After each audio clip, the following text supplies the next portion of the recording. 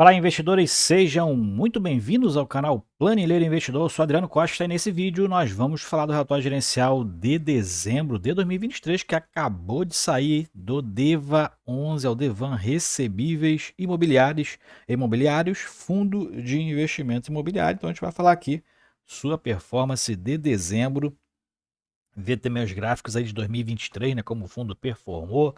Vamos ver aí quanto foi os proventos e como é que anda a inadimplência, se teve alguma novidade aí nesse final de ano. Então fique conosco para você saber novidades do DEVA 11. Se você gosta desse tipo de assunto, não perca tempo. Se inscreva aí no canal, ajuda a gente, tá? Ative as notificações, deixa o seu like. É tudo de graça, tá? E eu vou deixar esse relatório gerencial na descrição do vídeo e o link do nosso grupo do Telegram. Também se inscreva lá e acompanhe os vídeos que são postados aqui no canal e você pode conversar também com outros investidores. Vamos lá então para o DEVA 11, vamos ver se tem alguma novidade. Para quem não conhece, é um fundo que investe principalmente em certificado de recebíveis imobiliários, tá? É um fundo que tem desde agosto de 2020. Inclusive eu sou cotista do fundo, tá? Tenho aí em torno de 5% da minha carteira de FII alocado no fundo. Meu preço médio está em torno de R$ 65, está um pouquinho ainda abaixo do valor de mercado, tá? O fundo teve problemas em 2023, né? A gente segue acompanhando aí, mas pelo preço atual de mercado, o fundo segue pagando em torno de 1%, tá? 1% distribuiu aí o menor provento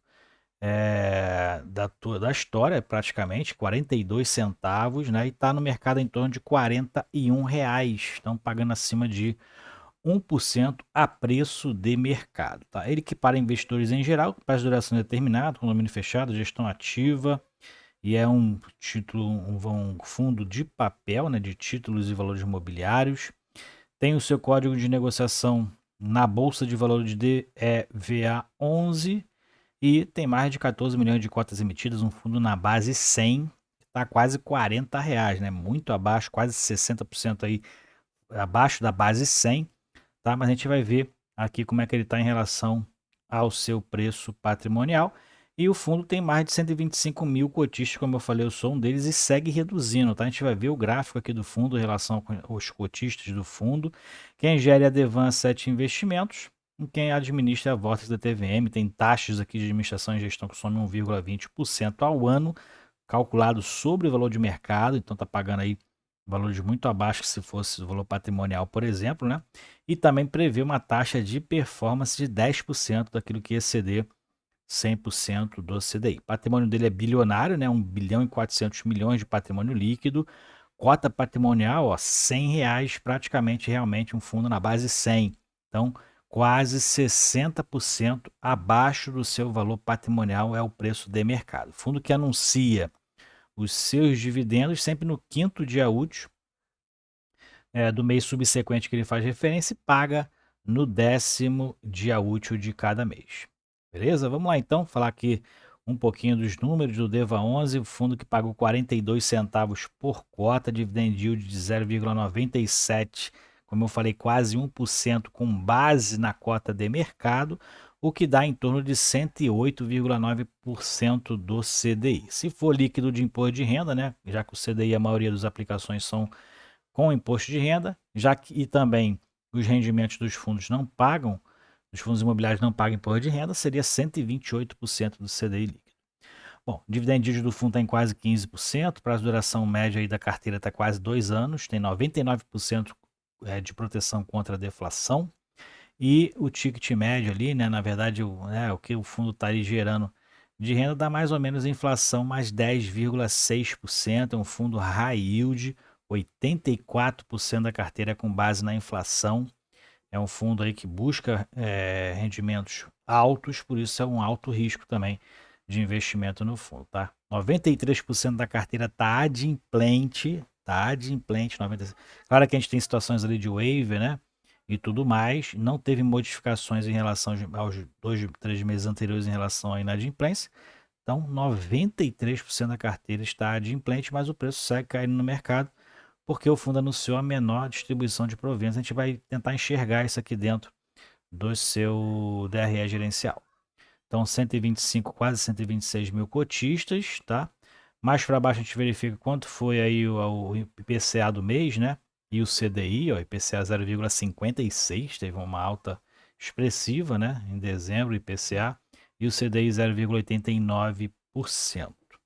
E o IGPM também foi positivo, mas no acumulado dos últimos 12 meses, o IGPM segue com deflacionário em 3,18%. Dentro dos resultados, o fundo fala aqui, né, o total distribuído de quase 6 milhões de reais em dezembro foi 42 centavos por cota, isento de imposto de renda, e com base na cota de mercado, quase 1% de distribuição. Dividend yield, então a gente já falou alguns números lá ali dentro, né, dos números anteriores. O fundo distribuiu nos últimos 12 meses R$ 7,67.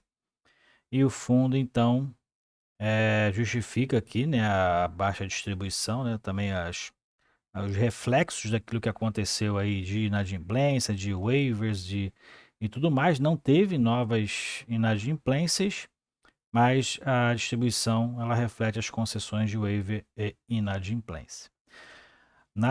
O que houve de relevante aí no mês de dezembro foi a alteração dos administradores, né? Tá dizendo aqui os sócios da Devan. Então teve aí a questão dos novos administradores, né?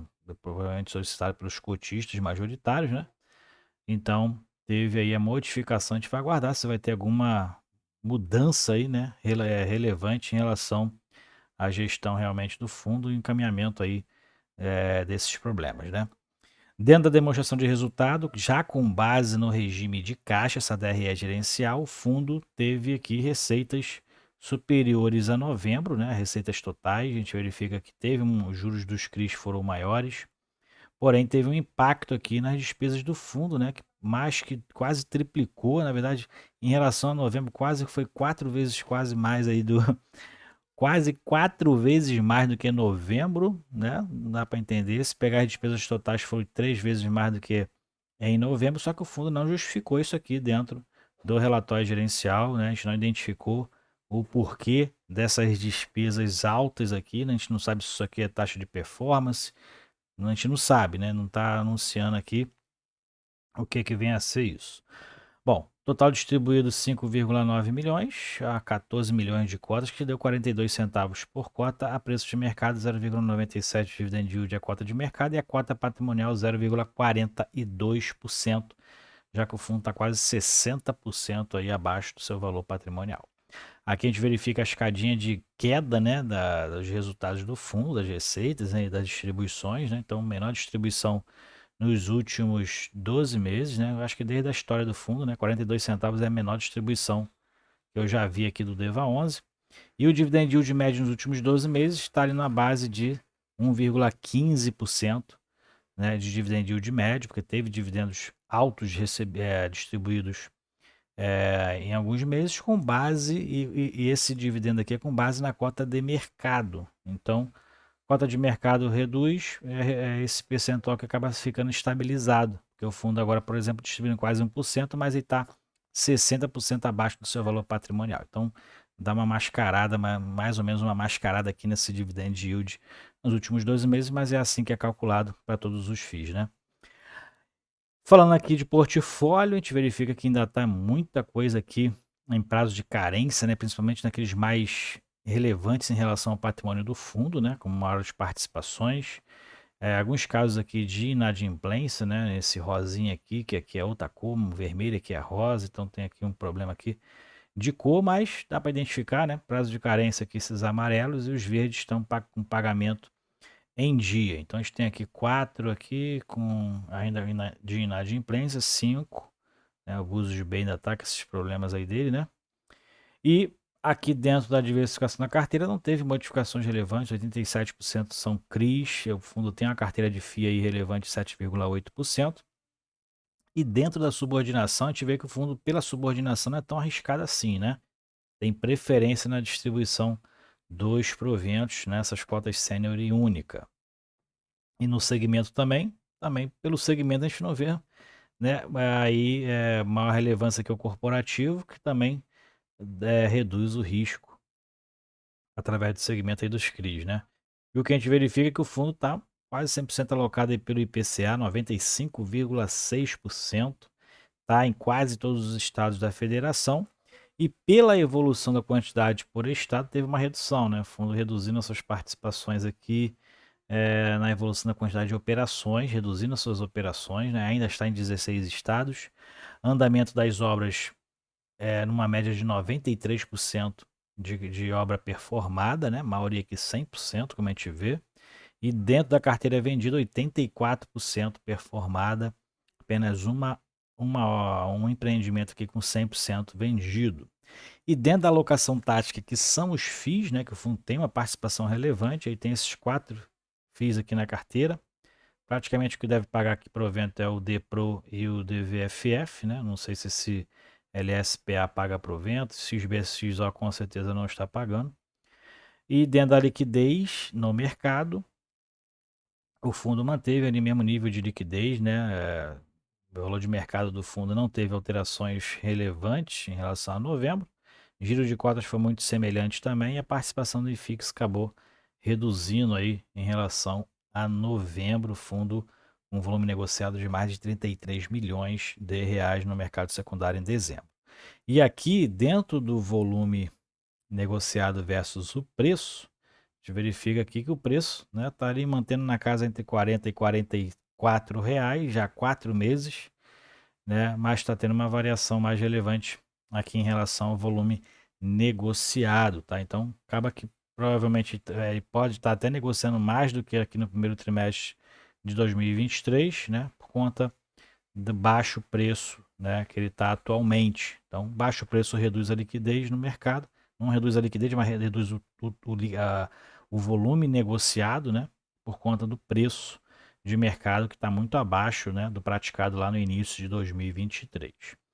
E em relação à quantidade de cotistas, a gente verifica aqui que desde julho, de julho para frente, né, o fundo segue numa escalada de redução de quantidade de cotistas, né? Então, de 137 lá em julho, caiu para 126 aqui na base de novembro. Então, o fundo também segue perdendo cotistas na sua base. E aqui é a parte qualitativa, né? Você pode aqui verificar o empreendimento e verificar aqui algumas informações importantes, como localização. Aqui tem até alguns tem até o link aqui, né? Do andamento das obras, outros não, qual o segmento, né? Qual é o tipo de cota, né? Então tem aqui as informações de garantia, obra executada, carteira vendida, você pode aqui verificar nesse item aqui do relatório, que é o item final, na verdade, né? Essa parte qualitativa do relatório. Então é isso aí, ó. A única mudança relevante foi a mudança de gestão realmente, a mudança da gestão da Devan, né? Então mudando aí a partir de janeiro e vamos verificar se vai ter algumas modificações, né? Vai seguir a política praticamente aí do regulamento do fundo, né? Mas vamos ver se vai ter alguma modificação, alguma melhora aí, somente mudando a gestão realmente. E vamos seguir acompanhando o DEVA 11 aqui, já que eu sou cotista, também sigo acompanhando de perto o DEVA 11. Qualquer novidade eu trago com certeza aqui para vocês, ok? Fiquem com Deus então, até o próximo vídeo. Tchau, tchau.